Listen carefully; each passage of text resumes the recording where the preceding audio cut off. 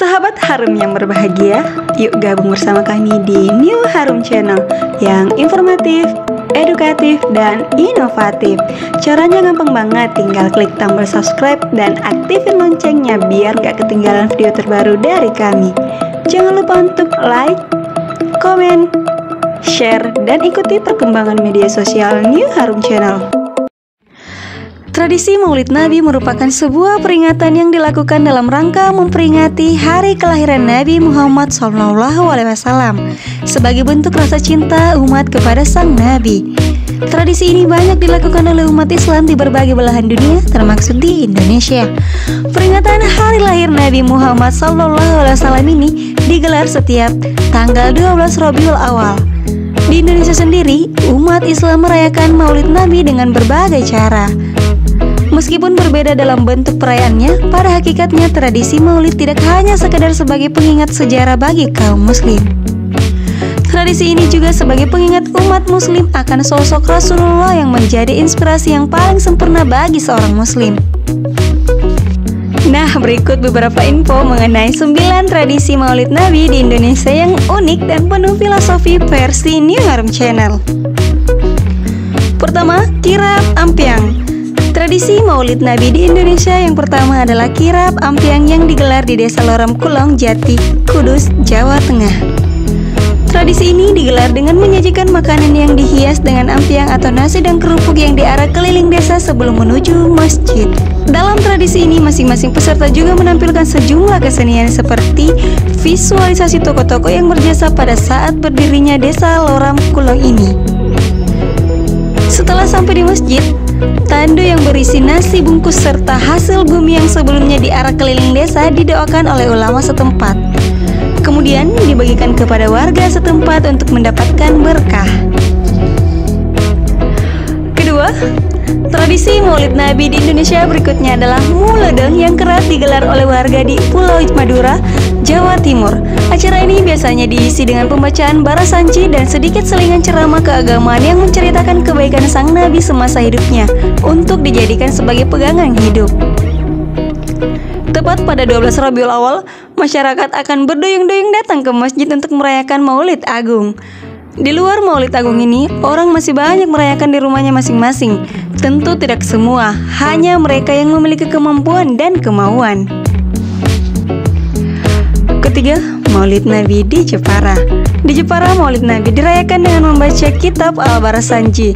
Kitab ini mengandung syair pujian pada Nabiullah Muhammad SAW. Setelah itu, masyarakat akan melanjutkan dengan kegiatan tausiah dan doa bersama. Keempat, Panjang Jimat. Keraton Cirebon merayakan Maulid Nabi dengan melaksanakan Panjang Jimat. Upacara ini dihadiri ribuan masyarakat yang berdatangan dari berbagai daerah. Mereka sengaja datang ke keraton hanya untuk menyaksikan proses acara Maulid. Selain itu, peringatan Maulid Nabi juga turut digelar di makam Sunan Gunung Jati, Kabupaten Cirebon. Di makam tersebut juga dipadati oleh ribuan orang yang sengaja ingin menghabiskan waktu pada malam Maulid Nabi Muhammad SAW. Kelima, walimah. Sementara itu, di Gorontalo peringatan Maulid Nabi dilakukan dengan tradisi walimah. Walimah merupakan tradisi tua semasa kerajaan-kerajaan Islam ada, yang dilaksanakan secara turun-temurun antar generasi. Masyarakat muslim menyiapkan kue-kue tradisional seperti kolombengi, curuti, bulu deli, wapili, dan pisangi yang disusun sedemikian rupa dan diarak dari rumah menuju masjid terdekat.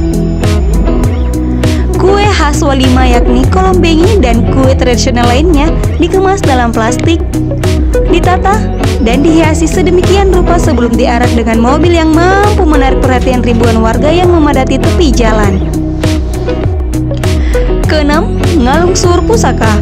Di Kabupaten Garut, Jawa Barat, tradisi Maulid Nabi dirayakan dengan melaksanakan upacara ngalungsur, yaitu proses upacara ritual di mana barang-barang pusaka peninggalan Sunan Rohmat, Sunan Godok atau Kian Santang setiap setahun sekali dibersihkan atau dicuci dengan air bunga-bunga dan digosok dengan minyak wangi supaya tidak berkarat dan difokuskan di Kampung Godok, Desa Lebak Agung, Kecamatan Karangpawitang. Di tempat lain seperti Banten, kegiatan difokuskan di Masjid Agung Banten. Demikian pula di tempat-tempat ziarah makam para wali, tradisi ini juga digelar. Upacara yang dilakukan oleh juru kunci ini merupakan bukti bahwa mereka masih melestarikan dan melaksanakan tradisi leluhurnya, serta mensosialisasikan keberadaan benda-benda pusaka peninggalan Sunan Rahmat. Pusaka tersebut merupakan simbol perjuangan dan perilaku Sunan Rahmat suci semasa hidupnya dalam memperjuangkan agama Islam. Benda-benda pusaka tersebut dicuci dan disaksikan oleh peserta upacara. Ketujuh, Festival Edong-Edongan di Banyuwangi. Tradisi edong-edongan di Banyuwangi mempunyai filosofi tentang kepedulian bersama melalui berbagi. Peringatannya dilakukan dengan mengarak ratusan telur yang ditancapkan pada jodong pohon pisang dan ancak. Ancak yang dimaksud yaitu yang isinya nasi dan lauk paut. Nah, sahabat Harum, tradisi ini dilakukan oleh hampir tiap kampung maupun desa yang ada di Banyuwangi. Setelah diarak, jodang atau ancak dibawa ke masjid untuk dibacakan selawat dan doa. Acara kemudian dilanjutkan dengan pembagian telur dan makan bersama. Kedelapan, Keresang di Mojokerto. Maulid Nabiullah Muhammad SAW diperingati dengan keresang, maksudnya adalah mengambil hadiah. Jadi ada ratusan hadiah yang diikat di tali rapia pada ranting dua pohon kerseng. Dalam bahasa Jawa, pohon kerseng disebut keres. Hadiah yang digantung ini berupa pakaian, topi, sandal, sepatu, atau buah-buahan. 9. Maulid Nabi di Kars Raman-Rama Maros, Sulawesi Selatan. Nah, sahabat Harum, perlu Anda ketahui bahwa peringatan Maulid Nabi di Maros, Sulawesi Selatan diselenggarakan dengan mengarak ratusan paket makanan menggunakan lebih dari 50 perahu. Makanan ini akan diarak di sepanjang sungai. Perayaan di sungai ini adalah wujud rasa cinta pada Nabi dan rasa syukur atas nikmat sungai yang selama ini menjadi mata pencarian.